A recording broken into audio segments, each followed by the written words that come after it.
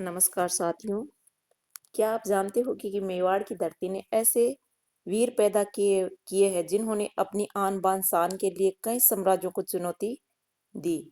आज हम जानेंगे गुहिल सिसोदिया वंश की वह गौरव गाथा जिसने राजस्थान को ही नहीं पूरे भारत के इतिहास को नई दिशा दी। यह कहानी सिर्फ राजाओं की नहीं बल्कि त्याग, स्वाभिमान और अदम्य साहस की अमर गाथा है। इस क्लास को अंत तक जरूर देखें क्योंकि इस के बाद मेवाड़ का इतिहास आप जिंदगी भर नहीं भूलोगे, ये मेरा आपसे वादा है। अब पढ़ते हैं मेवाड़ का इतिहास। इसके अंदर कौन कौन से क्षेत्र आते हैं? इसके अंदर आते हैं उदयपुर, चित्तौड़, राजसमंद, भीलवाड़ा और प्रतापगढ़। ये क्षेत्र आता है मेवाड़ क्षेत्र। मेवाड़ के अंदर इसका प्राचीन नाम था मेदपाट या प्रागवाट। क्या नाम था? मेदपाट या प्रागवाट। महाभारत काल में इस क्षेत्र को सीवी जनपद कहा जाता था। क्या कहा जाता था? महाभारत काल का जो समय था उस समय इसको सीवी जनपद कहा जाता था और इसकी राजधानी थी मध्यमिका। क्या थी इसकी राजधानी? मध्यमिका थी। मेवाड़ में गुहिल सिसोदिया वंश ने शासन किया था। मेवाड़ में किसने शासन किया था? गुहिल सिसोदिया वंश ने शासन किया था। गुहिल और सिसोदिया वंश मूल रूप से एक ही राजवंश के दो नाम है जो समय के साथ आगे बढ़े थे। सिसोदिया वंश असल में गुहिल वंश की एक शाखा है। गुहिल वंश मेवाड़ का सबसे पुराना राजवंश है। इसकी स्थापना लगभग 6ठी शताब्दी में 566 ईस्वी में राजा गुहिल ने की थी और बप्पा रावल गुहिल वंश का सबसे प्रतापी और प्रसिद्ध शासक हुआ था। और जो सिसोदिया वंश है, जब 14वीं शताब्दी में राणा हमीर चित्तौड़ पर आक्रमण करते हैं और चित्तौड़ पर आक्रमण करके उस पर अधिकार कर लेते हैं, तब जो सिसोदिया गांव है उसके जागीरदार थे। उसके बाद इस राजवंश ने क्या लगाना शुरू कर दिया? अपने नाम के आगे सिसोदिया लगाना शुरू कर दिया था। तो गुहिल और सिसोदिया एक ही राजवंश के दो नाम है। इनके कुल देवता है एकलिंग जी। कुल देवता है एकलिंग जी और इनकी कुलदेवी है बाण माता। कुलदेवी है बाण माता और इष्ट देवी है अन्नपूर्णा माता। इष्ट देवी है अन्नपूर्णा माता। मेवाड़ महाराणा खुद को एकलिंग जी के दीवान मानते थे। किन के दीवान मानते थे? तो एकलिंग जी के दीवान मानते थे मेवाड़ के महाराणा खुद को। इनका राज तिलक कौन करता था? इनका राज तिलक ऊंद्री गांव का जो भील राजा होता था वो अपने अंगूठे के काट कर रक्त निकालता था और उससे राज तिलक करता था मेवाड़ के महाराणाओं का। मेवाड़ मेवाड़ का जो झंडा था उसका वाक्य क्या था? दृढ़ रखो राखे धर्म तिहि राखे करतार। यानी जो दृढ़ राखे धर्म तिहि राखे करतार, ये उनका झंडे पर लिखा हुआ एक वाक्य था। अब गुहिलों की उत्पत्ति कैसे हुई? अबुल फजल ने मेवाड़ के जो गुहिल है उनको क्या ईरान का जो नौशेखा आदिल की संतान बताया। किसकी संतान बताया है? जो ईरान के शासक थे नौशेखा आदिल, उनकी संतान बताया है। किसने बताया है? अबुल फजल ने। और टोड इनकी उत्पत्ति किनसे मानते हैं? वल्लभी के शासकों से मानते हैं। जो गुहिल वंश के शासक है उनकी उत्पत्ति वल्लभी के शासकों से मानते हैं टोड। आहड़ अभिलेख के अनुसार गुहिलों की उत्पत्ति आनंदपुर यानी वडनगर से हुई है। गुहिलों की उत्पत्ति आहड़ अभिलेख के अनुसार वडनगर यानी आनंदपुर से हुई है। भंडारकर इनको नागर ब्राह्मण से बताते हैं। भंडारकर गुहिलों को नागर ब्राह्मण बताते हैं। और गोपीनाथ दशरथ शर्मा और आसोपा मुणोत नैणसी ये क्या बताते हैं? ब्राह्मण वंश से इनकी उत्पत्ति बताते हैं। जो भंडारकर है वो तो नागर ब्राह्मण बताते हैं और ये केवल ब्राह्मण वंश से बताते हैं। किसी ब्राह्मण में मतलब उस गोत्र का नाम नहीं बताया। और जो गौरी शंकर ओझा है वो क्या मानते हैं? इनको सूर्यवंशी मानते हैं। गौरी शंकर ओझा इनको सूर्यवंशी मानते हैं। गौरी शंकर ओझा है वो चौहानों को भी, जो सांबर वाले हुए थे उनको भी क्या माना था? जो अग्निकुंड से 4 पैदा हुए थे योद्धा, तो उनमें जो चौहान थे उनको भी वो ये गौरीशंकर हीराचंद सूर्यवंशी मानते थे। तो ये क्या मानते हैं? इनको सूर्यवंशी क्षत्रिय मानते हैं। मेवाड़ वालों के गुहिल है उनको।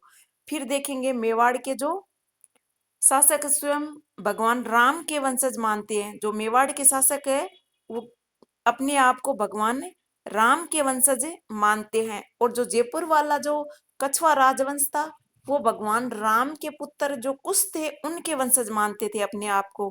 और जो मेवाड़ वाले गुहिल है वो अपने आप को राम के वंशज बताते हैं। कर्नल टोड और मोहनोत नैन्सी ने गुहिलों की कितनी शाखाएं बताई हैं? नैन्सी और टोड ने 24 शाखाएं बताई हैं और श्यामल दास ने 36 शाखाएं बताई हैं। श्यामल दास ने कितनी बताई है? 36 शाखाएं बताई है। फिर आते हैं गुहिल या गुहिलादित्य। ये गुहिल वंश के संस्थापक या आदि पुरुष थे। ये 566 ईस्वी में मेवाड़े में गुहिल वंश की स्थापना करते हैं। इन्हीं के नाम में से मेवाड़ में गुहिल वंश चला था। गुहिलादित्य है, इन्हीं के नाम से गुहिल वंश चलता है मेवाड़ में। और लालन पालन इनका गुफा में कमलावती ब्राह्मणी ने किया था। तो गुहिलादित्य का लालन पालन किसने किया था? तो कमलावती ब्राह्मणी ने किया था।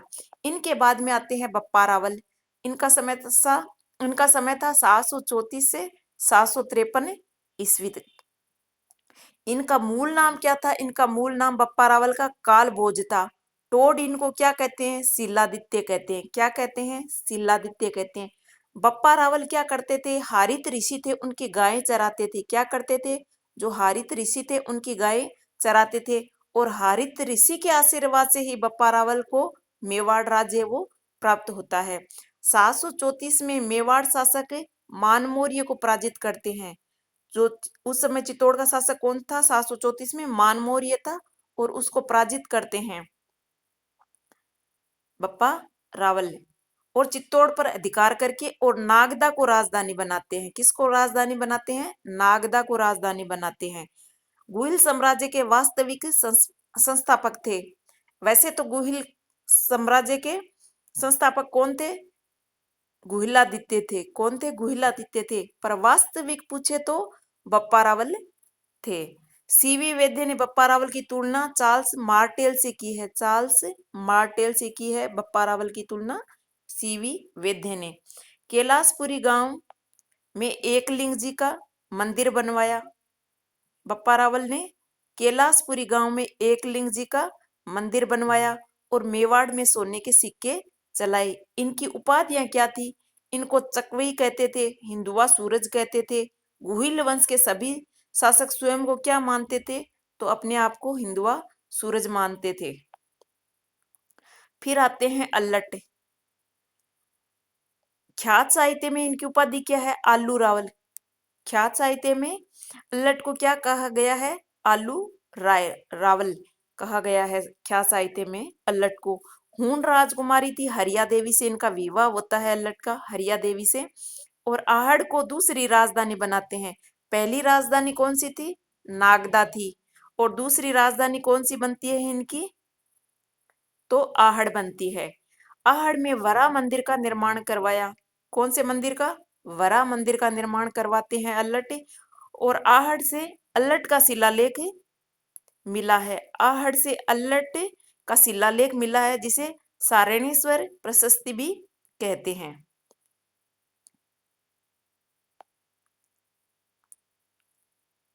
फिर आते हैं रणसिंह या करणसिंह। इनको रणसिंह भी कहते हैं और करणसिंह भी कहते हैं। रणसिंह या करणसिंह। इनके दो पुत्र हुए थे।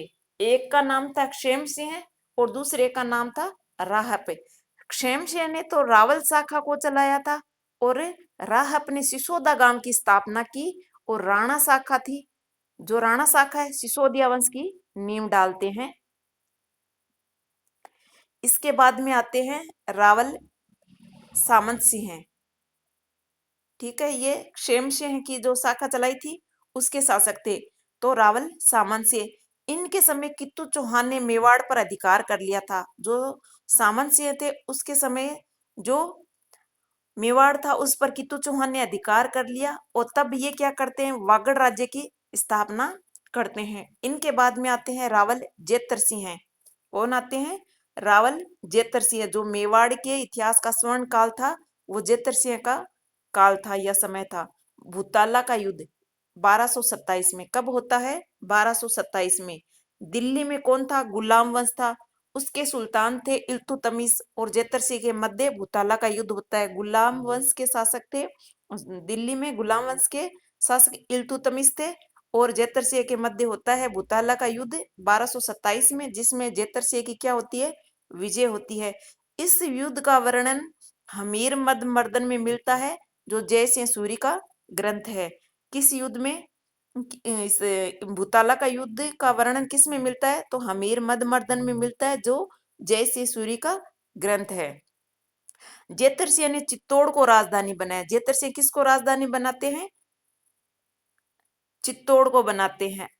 अल्लट तो आहड़ को बनाते हैं और बप्पा रावल नागदा को बनाते हैं और जेतरसिंह किसको बनाते हैं? चित्तौड़ को राजधानी बनाते हैं। दशरथ शर्मा जो डॉक्टर दशरथ शर्मा थे, उनके अनुसार मध्यकालीन यानी जो बीच का समय था, मध्यकालीन मेवाड़ के इतिहास का स्वर्ण काल रावल जेतरसिंह का काल था। गौरी शंकर हीराचंद ओझा ने कहा, दिल्ली के गुलाम वंश के सुल्तानों के समय में मेवाड़ के राजाओं में जो शासक हुए थे, सबसे बलवान और प्रतापी शासक जेतर सिंह हुए थे। कौन हुए थे? जेतर सिंह हुए थे, जिसकी वीरता की प्रशंसा उसके विरोधी भी करते थे। रावल तेज सिंह हैं। इनके समय में एक ताड़पत्र पर चित्रित प्रथम ग्रंथ लिखा गया था, श्रावक प्रतिक्रमण सूत्र चूर्णी, जो लिखा था कमलचंद्र ने और लिखा था ताड़पत्र पर। और प्रथम ग्रंथ था यह ताड़पत्र पर, श्रावक प्रतिक्रमण क्रमण सूत्र चूर्णी चित्रित हुआ था। इनकी उपाधियां थी परम भट्टारक, महाराजाधिराज, परमेश्वर, ये इनकी उपाधियां थी। इनकी पत्नी थी जेतल देवी। वो क्या करती है? चित्तौड़ में श्याम पार्श्वनाथ मंदिर का निर्माण करवाती है। रावल तेज सिंह की पत्नी थी या रानी थी जेतल देवी और वो चित्तौड़ में श्याम पार्श्वनाथ का मंदिर बनवाती है। फिर आते हैं समर सिंह। इनके प्रमुख शिल्पी कौन थे? इनके प्रमुख शिल्पी थे पदम सिंह, केल सिंह, केलहण, करम सिंह। ये इनके कुछ शिल्पी हुए थे प्रमुख प्रमुख। फिर आते हैं रावल रतन सिंह। ये रावल शाखा के अंतिम शासक हुए थे। इनके बाद में ये राणा लगाना शुरू कर देते हैं। तो रावल शाखा के ये अंतिम शासक हुए थे और इनके समय क्या होता है? प्रथम शाखा होता है चित्तौड़ का। अलाउद्दीन खिलजी जो चित्तौड़ पर आक्रमण करता है, उसका क्या कारण था? चित्तौड़ का व्यापारिक और सामरिक महत्व था। अलाउद्दीन खिलजी की साम्राज्यवादी नीति थी और दशरथ शर्मा के अनुसार क्या है कि रावल रतन सिंह की जो पत्नी थी पद्मनी, उसको प्राप्त करना चाहता था अलाउद्दीन खिलजी। ये किस आधार पर बोलते हैं? तो मलिक मोहम्मद जायसी द्वारा एक ग्रंथ लिखा गया है, पद्मावत ग्रंथ 1540 में, उसके आधार पर ये ऐसा बोलते हैं दशरथ शर्मा। रानी पद्मनी, तो रानी पद्मनी के बारे में जानते हैं। वो गोवर्धन या गंधर्व सेन की पुत्री थी। इनकी माता चंपावती थी और सिंहल द्वीप यानी श्रीलंका की ये पद्मनी राजकुमारी थी। और हीरामन नाम का तोता था, जो रानी पद्मनी की सुंदरता का उल्लेख रावल रतन सिंह के सामने करता है। रतन सिंह के दरबार में एक राघव चेतन नाम का विद्वान, पंडित, संगीतकार, एक तांत्रिक था। क्या था? तांत्रिक था। वो पद्मनी पर क्या बुरी नजर रखता था? बुरी नजर रखता था, इसलिए रतन सिंह ने उसको देश निकाला दे दिया था। राघव चेतन क्या करता है कि अलाउद्दीन खिलजी के पास चला जाता और पद्मनी की सुंदरता का वर्णन करता है। और गोरा बादल कौन थे? पद्मनी के चचेरे भाई थे, जो रतन सिंह के सैनिक थे। चित्तौड़ दुर्ग का प्रथम साका, चित्तौड़ दुर्ग का प्रथम साका। जोहर कौन करती है? रानी पद्मनी करती है। और ये जोहर होता कब है? 26 अगस्त 1303 को जोहर रानी पद्मनी करती है, केसरिया रावल रतन सिंह करते हैं और ये मेवाड़ का प्रथम साका था। तो ये मेवाड़ का प्रथम साका था। और इस युद्ध का आंखों देखा वर्णन किसने किया है? अमीर खुसरो ने किया है अपने ग्रंथ खजाइन उल फुतुह में किया है, जिसे तारिक ए अल्लाई भी कहा जाता है। अलाउद्दीन खिलजी ने दुर्ग अपने पुत्र खिजर खां को सौंप दिया और चित्तौड़ का नाम बदल देते हैं और इसका नाम चित्तौड़ का बदलकर खिजराबाद करते हैं। और फिर बाद में चित्तौड़ का किला मालदेव सोनगरा को सौंप देते हैं। किसको सौंपते हैं? मालदेव सोनगरा को सौंपते हैं। फिर आते हैं राणा हमीर। सिसोदिया साम्राज्य के संस्थापक थे। यहां से लगते हैं जो सिसोदिया था, पहले पढ़ रहे थे गुहिल, अब ये सिसोदिया साम्राज्य के संस्थापक थे राणा हमीर। राणा हमीर, इनकी उपाधि क्या थी? ये अपने नाम के आगे राणा या महाराणा लगाते थे। ये अरि सिंह के पुत्र थे और लक्ष्मण सिंह के पोते थे। सिसोदा ठिकाने के जागीरदार थे। तो हमीर ने चित्तौड़ दुर्ग पर 1326 में अधिकार कर लेते हैं। हमीर क्या करते हैं? 1326 में चित्तौड़ पर अधिकार कर लेते हैं। तो इनके उपनाम क्या थे? इनके उपनाम थे मेवाड़ का उद्धारक या मुक्तिदाता, इनको कहते हैं। मेवाड़ का उद्धारक या मुक्तिदाता कहते हैं। कीर्ति स्तंभ प्रशस्ति में विषम घाटी पंचानन यानी विकट परिस्थितियों में सिंह के समान बताया गया है। रसिक प्रिय टीका में, रसिक प्रिय टीका किसकी है? कुंभा की है, जिसमें राणा हमीर को वीर राजा कहा गया है। क्या कहा गया है? वीर राजा कहा गया है रसिक प्रिय टीका में। चित्तौड़ में अन्नपूर्णा माता मंदिर का निर्माण करवाया। क्या करवाया? चित्तौड़ में अन्नपूर्णा माता का मंदिर बनवाया। वरा मंदिर कौन बनाते हैं? अल्लट बनाते हैं। और अन्नपूर्णा माता का मंदिर बनाते हैं राणा हमीर। सिंगोली का युद्ध होता है 1336 में। कब होता है? 1336 में। 26 में तो ये चित्तौड़ पर अधिकार करते हैं, चित्तौड़ दुर्ग पर अधिकार कर लेते हैं। और 36 में होता है सिंगोली का युद्ध, राणा हमीर और मोहम्मद बिन तुगलक के मध्य होता है, जिसमें राणा हमीर की विजय होती है। फिर आते हैं राणा क्षेत्र सिंह। इनका समय था 1364 से 1382 ईस्वी। राणा क्षेत्र सिंह, इन्हें खेता सिंह भी कहा जाता था। ये मालवा के दिलावर खां गोरी को परास्त कर देते हैं। और जो राजा परास्त हो जाता है तो वो भविष्य में आक्रमण जरूर करता है, तो इसलिए कहा जाता है कि उन्होंने जो दिलावर खां गोरी को परास्त किया था, तो उससे क्या हुआ कि भविष्य में मालवा मेवाड़ संघर्ष आरंभ हो गया था। राणा लक्ष्य सिंह या लाखा, इनका समय था 1382 से 1421 ईस्वी। इनके समय जावर में चांदी की खान निकलती है और चांदी की खान निकलने से इनका आर्थिक विकास हुआ था। इनके समय छित्र बंजारे ने क्या किया था? एक पिछोला झील बनवाई थी और इस झील पर नटनी का चबूतरा है। तो पूछा जाता है नटनी का चबूतरा कहाँ है? तो पिछोला झील पर। इनके दरबारी विद्वान कौन थे? एक तो धनेश्वर थे, एक झोंटिंग थे। तो ट्रिक से याद रख सकते हो, धन लाखों में झटको। तो धन का धनेश्वर और लाखों में लाखा और झटकों से झोंटिंग, इनके ये दो दरबारी विद्वान थे इनके, लाखा के। अब आते हैं कुंभहाड़ा। कुंभहाड़ा बूंदी के नकली दुर्ग की रक्षा करते हुए राणा लाखा के साथ लड़ते हुए मारे जाते हैं। राणा हाड़ा थे, वो क्या करते हैं कि जो बूंदी में नकली दुर्ग बनाया गया था बूंदी का, ये राणा लक्ष्य सिंह का एक प्रण था कि मैं बूंदी के दुर्ग पे अधिकार करके रहूंगा। तो उस को पूरा करने के लिए ये क्या करते हैं कि चित्तौड़ के पास बूंदी का एक नकली दुर्ग बनवाते हैं। और नकली दुर्ग को भी राणा वो कुंभहाड़ा क्या करते हैं? असली मानते हैं। और उस किले को बचाने के लिए अपनी तलवार उठाते हैं और इस युद्ध में मारे जाते हैं राणा लाखा के साथ लड़ते हुए। फिर आते हैं राणा चुंडा। मेवाड़ के इन्हें क्या कहा जाता है? भीष्म पितामह कहते हैं। मेवाड़ के भीष्म पितामह कहते हैं राणा चुंडा को। मेवाड़ के राव रणमल ने अपनी बहन हंसाबाई की सगाई का नारियल राणा चुंडा के लिए भेजा था। किन के लिए भेजा था? हंसाबाई की सगाई का नारियल राणा चुंडा के लिए भेजा था। लेकिन शादी किसके साथ हो जाती है? राणा लाखा के साथ होती है। और इस शर्त पे होती है कि इनसे जो पुत्र जन्मेगा वो ही मेवाड़ का शासक बनेगा। तब राणा चुंडा क्या करते हैं? एक प्रतिज्ञा लेते हैं और बोलते हैं कि मैं मेवाड़ की गद्दी पर इसका या उनका कोई उत्तराधिकारी नहीं बैठने दूंगा। अब आते हैं महाराणा मोकल। ये राणा लाखा और हंसाबाई के पुत्र थे। किन के पुत्र थे? राणा लाखा और हंसाबाई के पुत्र थे। मोकल जब शासक बनते हैं तब इनके संरक्षक बनते हैं राणा चुंडा। लेकिन हंसाबाई ने क्या करती है कि अपने भाई रणमल को बुलाकर और उसको मोकल का संरक्षक बना देती है। राणा मोकल ने परमार बोस द्वारा बनाए गए त्रिभुवन नारायण मंदिर का जीर्णोद्धार करवाता है। इस कारण इस मंदिर को मोकल का मंदिर या समिदेश्वर मंदिर भी कहते हैं।